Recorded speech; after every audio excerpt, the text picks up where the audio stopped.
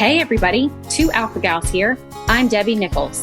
And I'm Candice Mathis, and you're listening to In the Tall Grass, where we're sharing stories of reinvention, resilience, and rediscovering joy. Whether it's facing Alpha Gal syndrome or any other redefining chapter of life, we all have to learn how to navigate the journey through the tall grass. So here we go. Hey everybody. Today, Candice and I wanted to go back to the foundation of why we started Two Alpha Gals.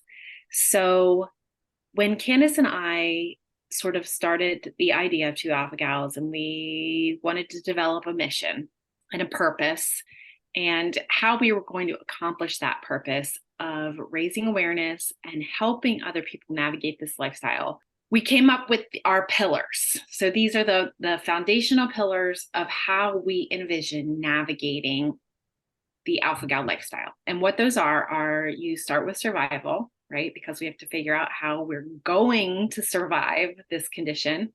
And then you move on to reinvention, resilience, and joy. So today we are going to sort of stall on the reinvention piece because that is such a huge chunk of how you get from survival to joy.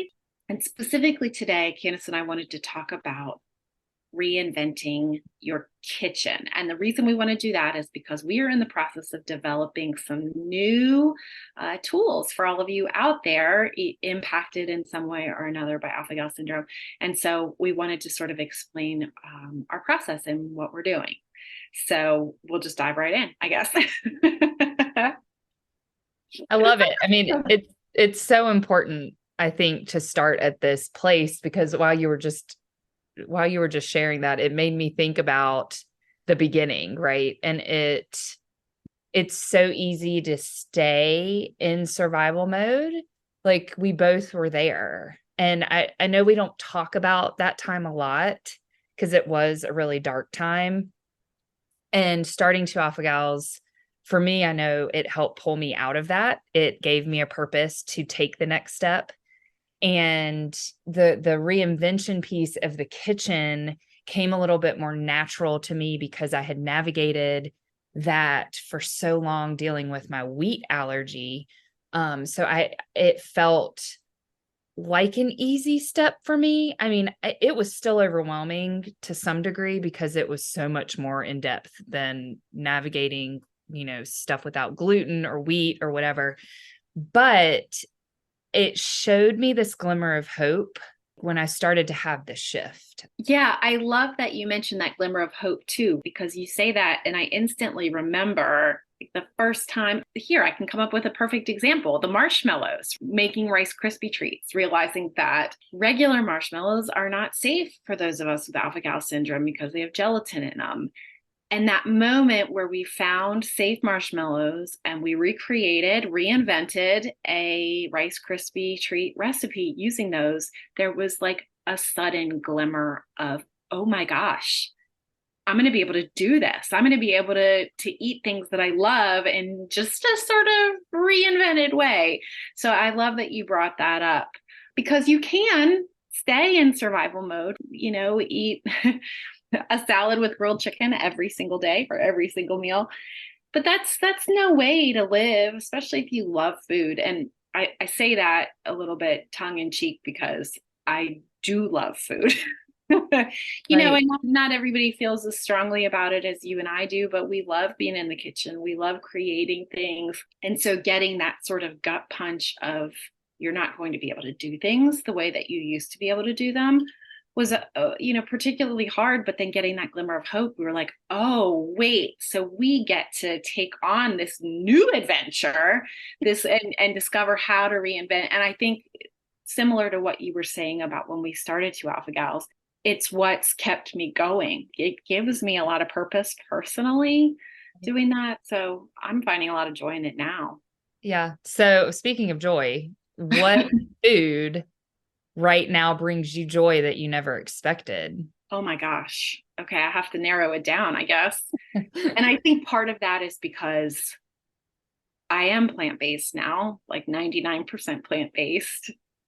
So I've been in the last few months trying all kinds of things. I think the thing that brings me the most joy right now are cauliflower tacos. So I found this recipe where you make them, you actually bread them, you put a sauce on them and you bread them and you bake them and then you eat them in corn tortillas with mango salsa. And it's out of this world, but I never really expected to feel full after eating plant-based food. And I really do. Not only that, I feel full without feeling bloated ever. Like I just feel full and good and healthy, which I guess is a perk. From that, how about you? What's bringing you the most joy right now that you never expected? Well, I never expected to actually love eating tofu. I know I've said that before, but I am kind of obsessed with that sticky tofu recipe that you shared with me. That's actually supposed to be a chicken recipe, but it's got that apricot sauce on it. That's ridiculous. It's so good. It is. Yeah. I mean, it is out of this world. I mean, and I haven't had it as tofu. I'd only had it as chicken. And then Candice reinvented it with tofu. And then I reinvented it with cauliflower. But I think that sort of speaks to what we're talking about here, right? We're taking the things that we loved, even though that chicken recipe was safe for us. And we're reinventing them to accommodate our own diet and our own lifestyle. And you really have to think about that when you're living with food allergy. Specifically, one as complex as alpha-gal syndrome, because you have to incorporate that reinvention into sort of every aspect when you're talking about the kitchen, right? I mean, we know it's every aspect of your entire lifestyle, but today we're talking about the kitchen. It's your eating habits, it's your pantry, it's really the kitchen from top to bottom. It's not just food, it's beverages, it's condiments, it's all these things that you never really had to think about before. You just grab them. Like you need a ketchup and you just grab it off the shelf. You need a can of beans and you just grab it off the shelf. And now it's looking at the label and finding the safe ones. But, once you do start incorporating that, we're hopeful that you can find similar joy as we did, not just because you're eating good food that reminds you of food you had before, that brings satisfaction, but also allowing you to discover and experience these new things that you maybe never knew might bring you joy. Yeah. And one of the things I think that we talk about a lot is being prepared. So that's where it's taking the step back and saying, okay, I have to do this exploratory work to get all of my ducks in a row, to clean out my pantry, to clean out my refrigerator, and to substitute the safe ketchup, the safe condiments and whatnot. And you can do that kind of slowly. I've told people for years when I've helped others that are stepping into eating gluten-free, you take it one element at a time, right? So it's not you're not going to go from never eating plants, or a lot of vegetables or whatever, to being plant-based overnight. That's not realistic. So how do you do this in a realistic manner where you eliminate the overwhelm and it's taking it one thing at a time? And then you start to develop your go-tos, right? Like now I know without even thinking that I'm going to have coconut aminos, I'm going to have coconut sugar. There are things that will always be in my pantry and in my refrigerator. And I don't even have to really think about it anymore. So it's like, how do we help you guys out there listening that are struggling and are overwhelmed, take that first step and to break it down into easy to do steps that are safe for you? Yes, I think you said that so well, because now when I'm reinventing recipes, it's almost second nature. And I say that, I know it's not like that for everyone. I love to cook. I love to be in the kitchen. I love to eat. I love food, but it's taken, learning how to read labels, learning which products are generally safe, having my staples on hand. It really has taken the work out of the reinvention, right? And now it's really just fun, if I'm being honest, except for the occasional recipe that I completely wreck, which does happen on occasion, but I've gotten a little bit more adventurous too. So maybe that's why. And I'd like to add, labels are complicated and they are not transparent. we, as well as, a lot of other organizations, are pushing for more transparency in labeling. But if you need some additional help in reading labels, we have it broken down in our Alpha Gal 101 resource guide, which you can get online on our website. And that's a great place to start. I mean, it really takes some of the overwhelm out of shopping at the grocery store, out of having staples on hand, out of your cooking recipes. Because like you said, you have those pantry staples and you're listing them off, and I'm thinking I have the same ones, right? Like I always have a coconut aminos that I know is safe substitute for me for soy sauce. I don't do gluten either. What else do I always have on me? Oh, I always have the Final Kitchen steak sauce. Like I still love that stuff. And, and a good barbecue sauce. And so once you have those things, it really does make it easier, so that when your veggie burger recipe calls for barbecue sauce, you can just pull it out of the fridge. Yeah.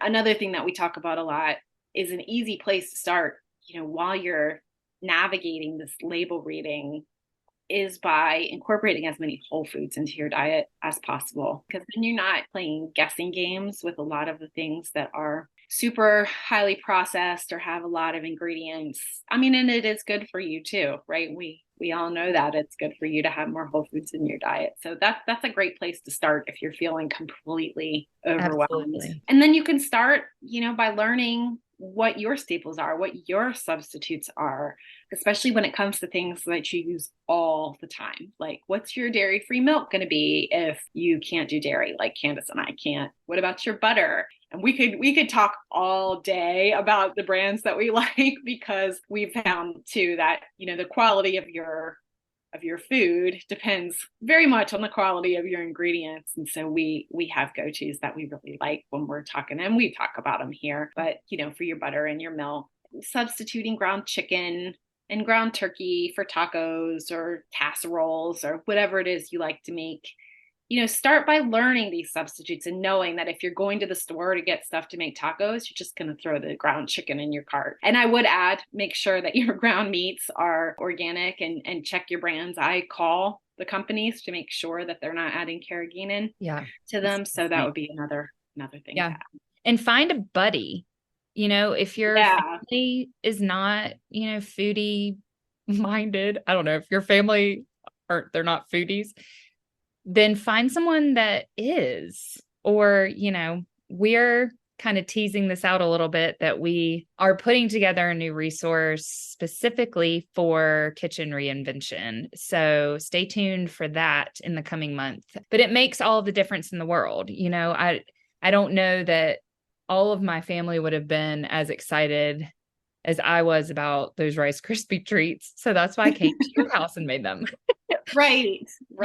Even virtually, if you can't find someone local, find a buddy online and have a day that you make certain safe items. There's just different ways that we can experience things. And ultimately, those little wins are going to add up, and it's going to help you get out of survival mode and into a place of joy.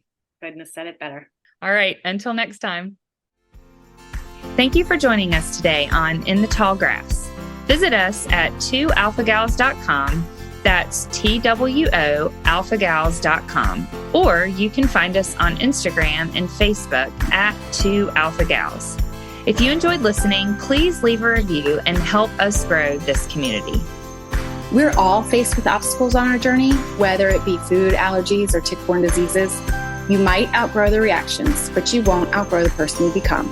Ticks suck, but life doesn't have to.